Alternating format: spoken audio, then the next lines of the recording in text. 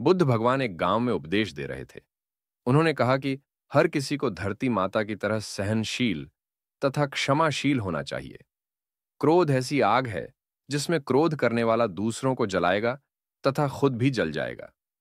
सभा में सभी शांति से बुद्ध की वाणी सुन रहे थे, लेकिन वहां स्वभाव से ही अतिक्रोधी एक ऐसा व्यक्ति भी बैठा हुआ था जिसे ये सारी बातें बेतुकी लग रही थीं। वह कुछ देर ये सब सुनता रहा, फिर अचानक ही आग बबूला होकर बोलने लगा। तुम पाखंडी हो, बद्धी बद्धी बातें करना यही तुम्हारा काम है। तुम लोगों को भ्रमित कर रहे हो।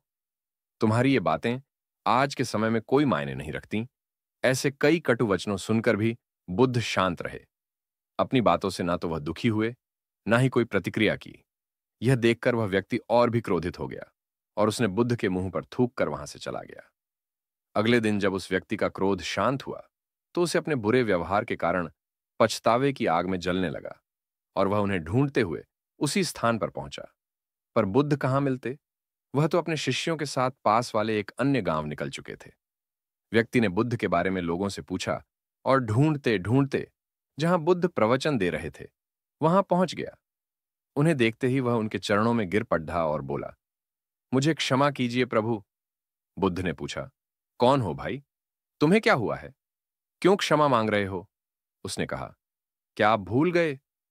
मैं वही हूं जिसने कल आपके साथ बहुत बुरा व्यवहार किया था। मैं शर्मिंदा हूं। मैं मेरे दुष्ट आचरण की क्षमा याचना करने आया हूं। भगवान बुद्ध ने प्रेम पूर्वक कहा, पीता हुआ कल तो मैं वहीं छोड़ डच कर आया गया और तुम अभी भी वहीं अटके हुए हो।